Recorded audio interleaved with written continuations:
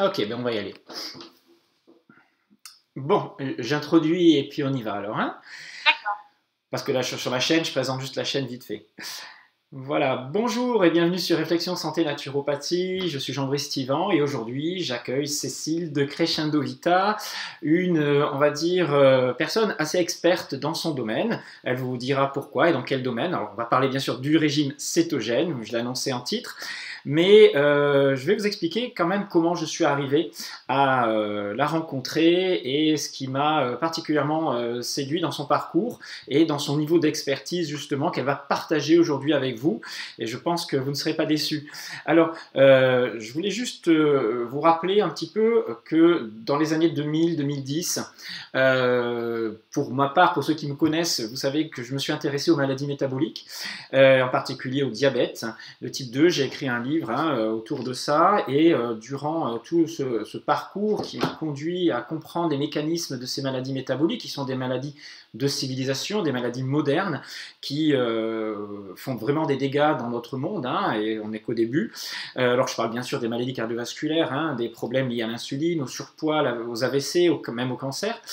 Il y a tout un courant qui s'est développé pour faire face à ces problématiques-là, en particulier dans le milieu anglo-saxon, avec des scientifiques qui ont fait de nombreuses études.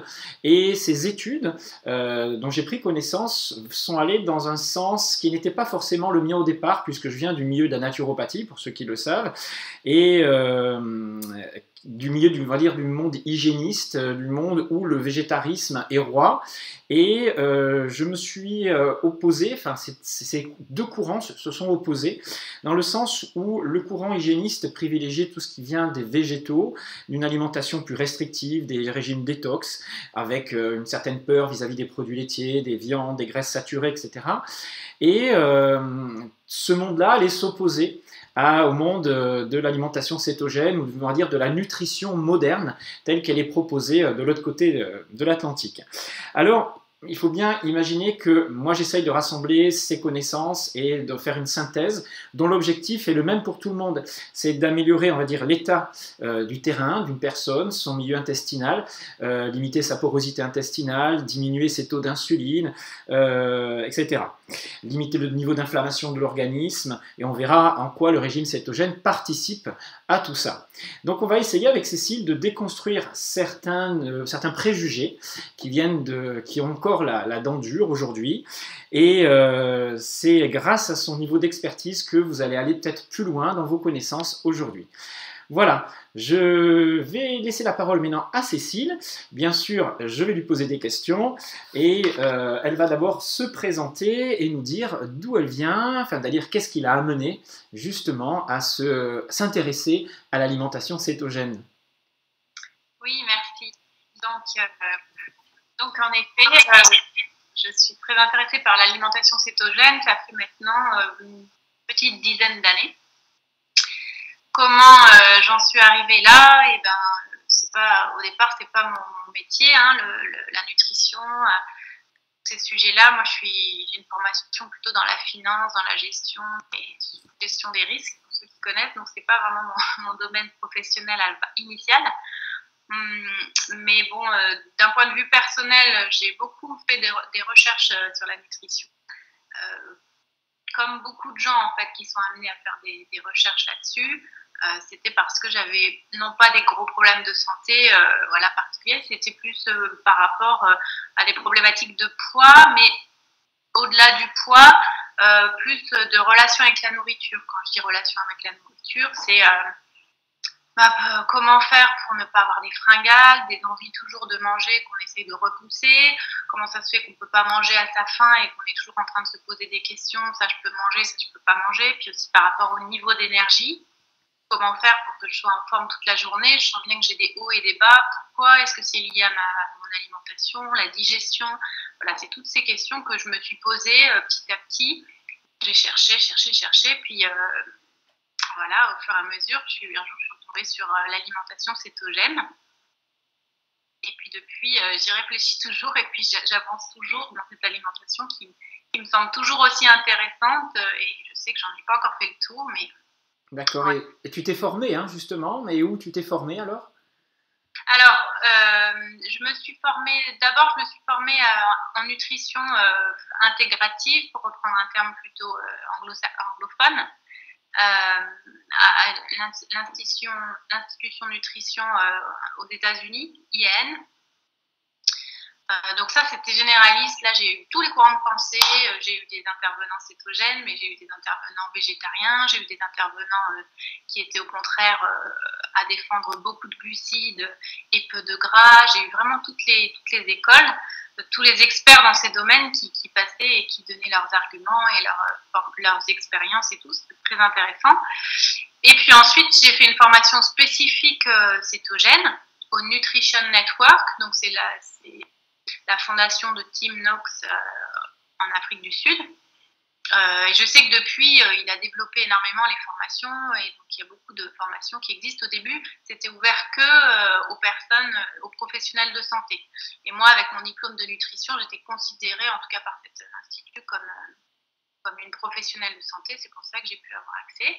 Et ce que j'ai aimé dans cette formation, c'était que c'était que des médecins, en fait, qui dispensaient cette formation. Des gens qui avaient un certain recul sur l'alimentation cétogène. Je trouvais marrant que chacun, il la pratiquait avec leurs patients, mais aussi pour eux-mêmes. Mais c'est important. Donc, voilà, ça montre vraiment que c'était leur conviction et puis qu'ils savaient de quoi ils parlaient. D'accord. Et à partir de là, qu'est-ce qui t'a accroché et qu'est-ce qui a fait que toi, tu t'es investi, hein, tu as pratiqué donc l'alimentation cétogène pendant pas mal d'années. Comment ça s'est passé alors, ta venue au cétogène? Quand j'ai découvert avec cétogène, quand j'ai découvert cétogène, je ne connaissais même pas le nom cétogène. Donc il y a 8 ans maintenant, 8 ou 9 ans. J'ai lu le livre qui est bien connu de Gary Taubes, Poids engrossi. Donc, je ne sais pas s'il parle vraiment de cétogène dans ce livre, parce qu'à l'époque, quand il l'a écrit, je ne sais pas si il parle plutôt, enfin, je sais pas, il parle plutôt de benching ou il utilise d'autres termes. Mais en tout cas, il parle de cette notion de réduire, enfin, de fonctionner avec le gras plutôt que les glucides comme source d'énergie. Donc, c'est là que j'ai découvert ça. Et j'ai tout de suite essayé, sans me faire un plan très, très particulier, mais le livre m'a convaincue. Donc, dès le lendemain, j'ai commencé à me dire, tiens, si je réduisais en fait les glucides, chose que je n'avais jamais essayé, malgré tous mes essais, j'avais jamais pensé à ça. Et en fait, j'ai tellement vu tout de suite des effets bénéfiques que je n'avais tellement jamais vu avec une autre alimentation, que ça m'a tout de suite intéressée. Puis depuis, j'ai jamais vraiment arrêté, quoi. D'accord. Et les premiers bénéfices, alors, tu peux les décrire rapidement? Alors moi, ma problématique, je pense que chacun se pose des questions par rapport à ses propres problématiques. Moi, ma problématique numéro 1, c'est les fringales, en fait. C'est les fringales et particulièrement pour les choses sucrées. Oui, comme beaucoup de monde. Voilà. Donc moi, la première chose que j'ai constatée, c'est que je n'avais plus envie en permanence de sucre. Et j'avais plus besoin d'être dans cette restriction insupportable, en fait. Quand on a envie de quelque chose et qu'on s'empêche d'avoir cette chose, ça va bien pendant 3 jours, mais quand c'est la vie entière, c'est vraiment insupportable. Oui, c'est des frustrations continues qui sont très difficiles à vivre.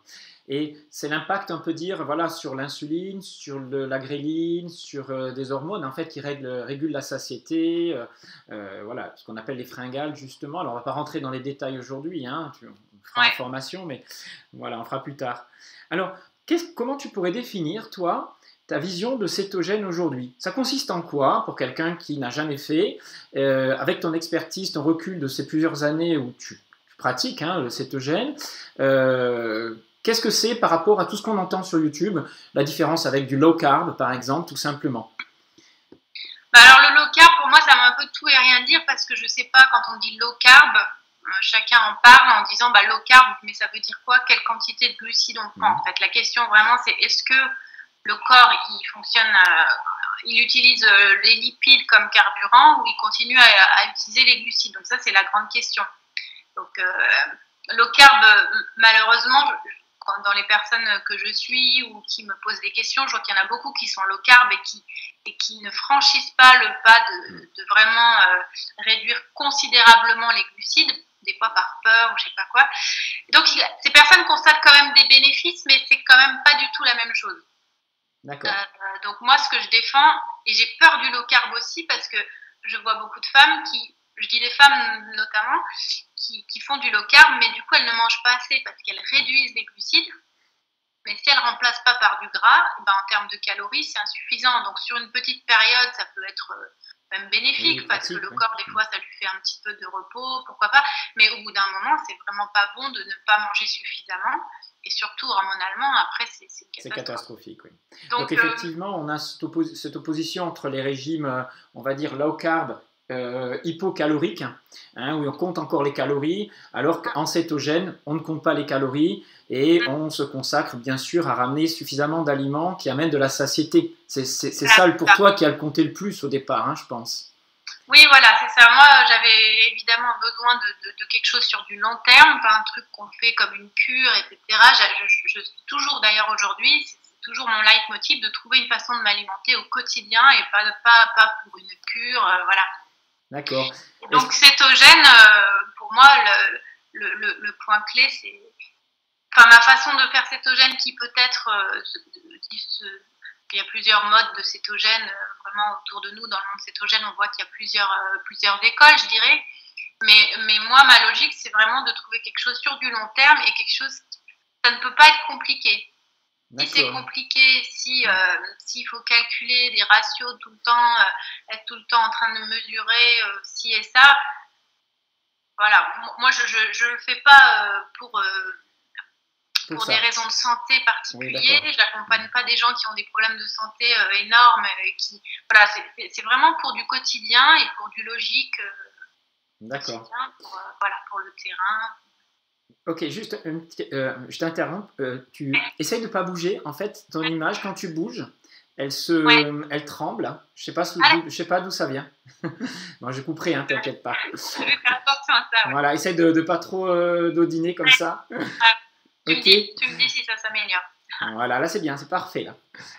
Alors, il y en a qui parlent d'avoir quand même, quand on dit ne pas compter, ne pas mesurer, ne pas s'intéresser à son taux de corps cétonique, voilà, il n'y a pas quand même un risque de ne jamais vraiment basculer dans un mode alimentaire où l'énergie va être fournie justement par les corps cétoniques, parce que pour basculer en cétose, on dit qu'il faut voilà, un apport de gras suffisant, avec un apport de glucides en dessous de 30 grammes en moyenne, hein, voilà, pour les gens, encore que ça dépend de leur métabolisme et de ce qu'ils font, mais on parle quand même d'un minimum de 150 grammes de graisse ajoutée par jour, voire 200 grammes dans certaines théories. Toi, est-ce que tu as compté à un moment donné ta quantité de graisse ajoutée à ton alimentation? Oui, alors je me suis un peu, des fois je me suis un peu intéressée, j'ai un peu essayé de faire ça, mais ça m'a jamais vraiment convaincue en fait. Bah oui, j'ai un peu essayé parce qu'on est influencé par les uns, par les autres, on essaye, voilà, mais moi, au bout d'un moment, quand c'était rajouter des telles quantités de gras que ça devenait écœurant et puis bizarre, quand on mange la moitié d'une tablette de beurre avec son... Enfin, c'est presque ça, hein. Oui, c'est ça. Ça devient exagéré et en fait, c'est pas bon. Moi, je suis quand même gastronome, j'aime bien la bonne nourriture, j'aime bien le gras, mais voilà, au bout d'un moment, il ne faut pas que ce soit trop écœurant. D'accord. Voilà. Mais tu savais que tu étais en cétose? Tu avais des indices qui te permettaient de savoir ce que tu avais vraiment basculé? Tu mesurais avec des bandelettes ou une prise de sang, etc.? Oui, ça m'est arrivé de mesurer aussi avec les bandelettes. Moi, je suis très rapidement en cétose. Peut-être que c'est l'habitude à force. Oui. Moi, dès le deuxième jour, je suis en cétose à des niveaux quand même assez élevés rapidement.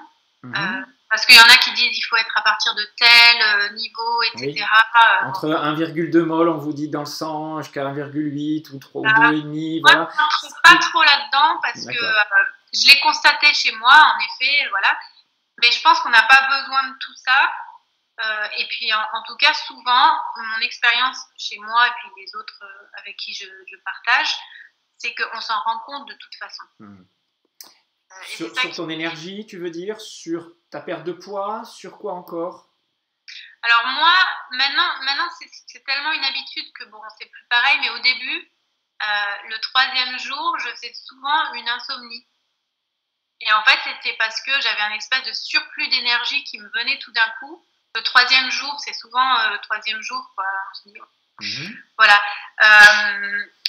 Au début, je perdais tout le temps 3 kilos, 3-4 kilos, qui étaient de l'eau, hein, mais mine de rien, ça fait quand même du bien de perdre de l'eau, parce que voilà, c'est sûr que on est tous gonflés à cause de, du glycogène qu'on retient dans le corps, qui retient des molécules d'eau. L'aspect satiété, pas de fringales, plus d'envie de sucre, pour moi, c'est ça. Ce qui est ce que témoignent la plupart des gens, effectivement, oui. Et le moral, moi, l'humeur est très important. C'est-à-dire que les 3 premiers jours peuvent être difficiles, mais après, tout de suite, au contraire, l'humeur, elle est bien plus positive et je suis très efficace intellectuellement, en fait. Plus de lucidité, oui. Ah ouais, c'est ça. Il y a une action dont on parle peu, en fait, dans le régime cétogène, c'est le métabolisme et c'est surtout la production d'énergie par les mitochondries. Ce changement, en fait, de paradigme énergétique fait que notre capacité à produire plus d'énergie grâce à ces mitochondries qui sont plus efficaces, c'est dans la cellule, on produit beaucoup plus d'oxygène, moins de radicaux libres, etc. Je voulais savoir si dans la pratique du cétogène, il y avait pour toi, à un moment donné, des inconvénients, des frustrations, des addictions qui reviennent, ou l'inverse. Voilà. Dis-moi comment, au quotidien, c'est vécu et s'il n'y a pas de désocialisation aussi, par exemple. Alors moi, il y a un truc dans les vidéos que j'ai pu faire là sur ma chaîne Crescendo Vita, il y a un truc que j'ai vraiment pas caché, c'est à quel point, même pour moi, c'est difficile dans la mesure où très régulièrement, je décroche de cétogène. Donc ça, je le cache pas, vraiment, je m'étonne un peu de sembler être la seule dans ce cas-là, mais moi, si je décroche, c'est l'aspect social, en fait. Donc ça, c'est vraiment ce qui est le plus dur pour moi. C'est toujours un peu le même schéma, c'est-à-dire que je suis en cétogène depuis un certain nombre de temps, plusieurs semaines, plusieurs mois, et je suis très bien, très en forme. J'ai pas du tout envie de manger du sucre. Rien ne me manque, le pain ne me manque pas, les féculents ne me manquent pas, les desserts ne me manquent pas. Mais je me retrouve dans une situation socialement où je suis un peu gênée de manger différemment. Donc pour faire plaisir aux gens finalement, pour pas choquer, pour pas créer je me mets à manger un peu comme eux. Et après, ça me fait décrocher. D'accord, mais longtemps? Ou tu reviens ensuite dans cétogène les jours suivants? En général, ça me fait décrocher tout doucement, jusqu'à que 2 ou 3 semaines après, je ne sois plus en cétogène. En fait. D'accord, donc, c'est quelque chose que je n'ai pas forcément bien résolu pour l'instant. Oui, bon, c'est ta façon de fonctionner, et puis c'est pas très grave, tu n'as pas de pathologie ou de terrain inflammatoire ou de choses particulières. Non, après ça m'embête juste parce qu'après il faut que je me remette en cétogène et que c'est toujours un petit peu difficile. Oui, il y a cette phase de transition qui est à refaire un petit peu. Voilà, je pense que tu as ce qu'on appelle une flexibilité métabolique, c'est-à-dire on peut facilement en sortir, reprendre les glucides comme carburant et puis repasser avec les graisses en 2-3 jours, assez rapidement quand même. Et non pas 15 jours, 3 semaines comme peuvent le faire des débutants. Oui, alors c'est pas du tout problématique. Dans mon cas, alors ça c'est un sujet auquel je réfléchis beaucoup, c'est l'addiction. Dans mon cas, je pense qu'il y a un petit terrain addictif, quelque chose comme ça que j'explique pas forcément parce que l'addiction, après une fois qu'on a dit ça, qu'est-ce qui se cache derrière, etc. C'est pas forcément Mais moi j'ai ce côté addictif ensuite qui arrive. Et je retombe un peu dans l'addiction, donc c'est un peu usant quelque part de retomber dans ces cycles. Bon, c'est pas bien grave, mais après, tu le gères, mais ça existe, c'est toujours là un petit peu. Voilà. Je crois qu'il y a vraiment d'autres personnes qui, elles, n'ont pas ce problème d'addiction et du coup, elles ont cette flexibilité métabolique un peu plus simple. En fait. D'accord. Voilà. Alors, j'aimerais bien qu'on parle un petit peu des préjugés, des lieux communs, on va dire des mythes autour du regard qu'on peut avoir sur les graisses en particulier, les graisses saturées en particulier. Puisque dans le milieu naturel du végétalisme, on décrit, c'est le poison à éviter, les graisses qui viennent des produits animaux, encore qu'il y ait des graisses saturées qui viennent des végétaux, et voilà, sur les noix de macadamia ou noix à coco, etc., il y a des graisses saturées dedans, dans pratiquement tous les végétaux. Mais qu'est-ce que toi, comment tu essaierais de convaincre, d'expliquer à un novice que le cholestérol, les graisses saturées sont des nutriments importants pour nous? Bah, en fait, moi, j'ai tellement l'habitude dans la culture française ou même occidentale que le seul qui a l'autorité de parler, c'est le médecin. J'ai vraiment beaucoup l'habitude, bien que j'ai vraiment cherché à approfondir mes connaissances et aller auprès d'experts, etc. Malgré ça, je suis pas médecin et donc dans beaucoup de cas, on ne m'écoute pas quelque part. Donc moi, j'ai toujours pris le contre-pied de ne pas rentrer dans les détails médicaux, etc., mais de vraiment repartir sur la logique, en fait. Et alors, par rapport aux graisses, dans tous les domaines, quand on revient à la logique, ça rejoint pour moi la médecine et la science, finalement. Mais quand on essaye d'être logique, si on regarde les graisses qui sont naturelles et qui ne sont pas fabriquées par l'homme, et ben, on voit qu'en fait, les graisses saturées, c'est les graisses qui existaient autrefois quand on n'était pas capable d'extraire de l'huile à partir de certaines plantes, en fait. Donc, la graisse animale, c'est de la graisse saturée. C'est la graisse que les hommes ont toujours mangée de tout temps et ont toujours privilégiée. Puis tout d'un coup, on nous a dit non, c'est mauvais pour la santé. Pourtant, c'est ce qu'il y a de plus logique. Après, dans les graisses végétales, celles qui sont les plus naturelles, qu'on peut extraire facilement sans avoir besoin de faire appel à l'industrie, c'est encore une fois les graisses saturées. Qu'on nous dit, comme coco, palme, etc., qu'on nous dit c'est très mauvais, faut pas manger. Donc en fait, il y a deux choses. Il y a est-ce que c'est naturel ou est-ce que c'est un process industriel? Enfin, c'est vraiment la question qu'il faut se poser. Comme moi, je suis pas médecin, rien qu'en gardant cette logique-là. Comment elles sont produites, c'est ça. Voilà, on tombe sur quelque chose de parfaitement logique en fait. Donc toute la graisse animale, les huiles, l'huile d'olive par exemple, c'est quelque chose de traditionnel qu'on fait depuis très longtemps, qui n'a pas besoin d'être un process industriel. On peut très bien l'extraire à froid, de manière naturelle, etc. Ce n'est pas le cas d'autres huiles végétales comme pépins de raisin, tournesol, etc. Ouais, encore qu'on peut les extraire à froid quand même. Aussi, à froid, oui. Là, pour le coup, à froid, oui, mais par contre, il va nous falloir d'autres procédés. Oui. Plus difficile et qui va entraîner une déstabilisation de l'huile, une petite modification chimique. Mais toi, tu ne vas pas t'appuyer sur l'argument scientifique du rapport oméga 3, oméga 6, de parler de l'intérêt du cholestérol dans la formation de la membrane cellulaire. Voilà, tu ne vas pas rentrer dans ces polémiques, on est bien d'accord? Tu vas éviter ce terrain-là. Moi, je rentre dans ces polémiques-là, non pas parce que je n'ai pas les éléments. Oui, parce que ça, je sais que tu les as, oui. Ouais, pour moi-même, je les ai décortiqués dans les moindres détails. Mais par contre, j'ai remarqué que pour parler aux personnes, je ne peux pas repartir dans les détails parce que tout le monde n'a pas cette connaissance-là, ne peut pas faire écho à tout ce que je dis. Par contre, quand on revient au bon sens, il y a quelque chose de parfaitement logique en fait. Donc, par exemple, l'huile d'olive, c'est une huile que nos ancêtres utilisaient déjà depuis longtemps. Et donc, par rapport à des huiles plus récentes qui n'existent que parce qu'on est capable d'avoir fait des progrès en industrie et en chimie. D'accord. Mais les personnes que tu as pu coacher, qui se sont lancées dans cétogène, à un moment donné, il faut consommer des acides gras saturés, puisque ce sont eux qu'on métabolise le mieux, qui produisent plus facilement d'énergie, que le corps va s'habituer aussi à déstocker et à brûler, ce qui va entraîner aussi le fait qu'on va perdre du poids plus tard. Les gens n'ont pas peur de consommer du saindoux, du beurre comme ça, parce que si tu leur expliques pas que ça n'est pas dangereux, est-ce qu'ils n'imaginent pas que ça va se déposer sur leurs artères, que ça peut créer des pathologies cardiovasculaires, comme dans les années 80, on l'a tant dit en France et en Europe, enfin voilà. Alors qu'on sait très bien qu'aujourd'hui, c'est basé, il n'y a aucun fondement scientifique qui permet d'affirmer ça. Ouais. Après, c'est sûr que les gens qui viennent vers cétogène, souvent, ils ont déjà fait ce chemin-là. Voilà, c'est ce qu'il faut faire.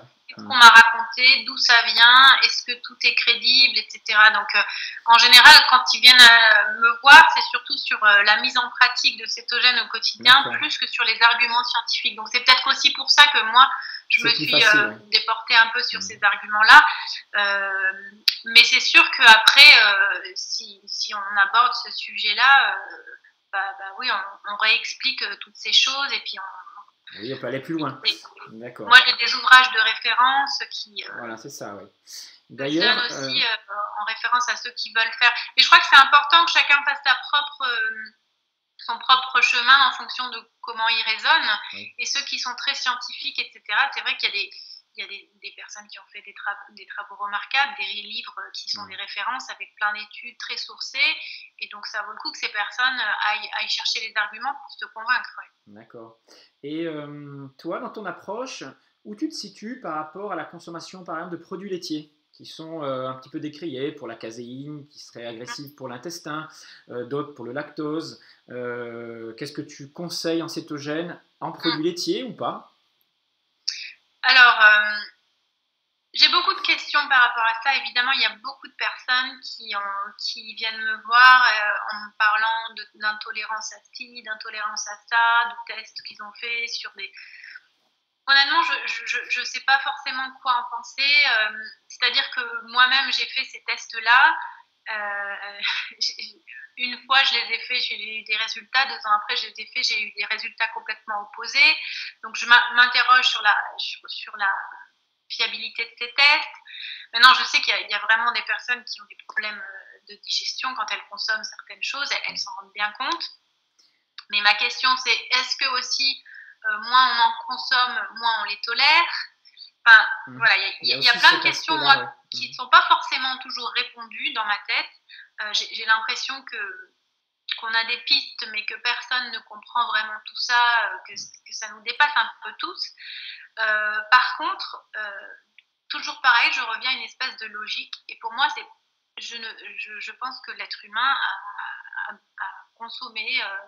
dans le passé, des laitages, ça a vraiment fait partie de son évolution. Mais attention, c'est pas tous les peuples dans le monde. Il y a une part de génétique qui est importante. Les pays du Nord en consomment beaucoup depuis 7-8 000 ans, ce qui n'est pas le cas en Asie ou en Afrique, par exemple, ou dans certains peuples d'Afrique qui en consomment beaucoup plus que d'autres. Enfin voilà. Donc il y a peut-être effectivement une transmission de tolérance ou d'adaptation, comme avec les viandes, comme avec les végétaux. C'est sûr qu'il y a cet aspect tradition, qu'est-ce qu'on mange, qu'est-ce qu'on a la tradition de manger, et du coup, qu'est-ce que notre corps est capable de tolérer, etc. Il y a une question qualité. Évidemment, quand je vois la qualité de nos produits laitiers aujourd'hui, mais évidemment qu'il y a des problèmes. Les animaux ne mangent pas ce qu'il faut, ils sont à peine dehors, ils ont des antibiotiques. Voilà, puis, comment on peut s'étonner ensuite que ça ait des conséquences. En fait, les personnes ne comparent pas ce qui est comparable. C'est-à-dire qu'on ne peut pas comparer un beurre cru d'élevage de montagne avec un beurre industriel d'une vache élevée en milieu industriel. Voilà. Donc moi déjà, ma première étape, c'est toujours de revenir à des produits de qualité. Donc comme tu l'as dit, du lait cru, parce que la pasteurisation, c'est vrai que quand on y réfléchit, c'est un processus quand même très particulier qui endommage énormément le produit. Donc voilà, revenir à des produits laitiers déjà d'élevage qui respectent l'animal. Bon, on va pas revenir là-dessus parce qu'on en a déjà parlé beaucoup dans d'autres vidéos et effectivement, c'est des choses que les gens commencent à savoir. Par contre, voilà, moi je voulais juste préciser qu'effectivement, après il va falloir individualiser, puisqu'il y a des personnes qui seront peut-être plus sensibles à la caséine que d'autres c'est au lactose, d'autres c'est à certains produits, des ferments, on ne sait pas. Je pense que l'expérience, et c'est ce que peut-être toi tu invites à faire, c'est expérimenter, tester et observer les résultats sur du moyen terme peut-être. C'est la meilleure façon de se lancer dans une nouvelle approche alimentaire en fait.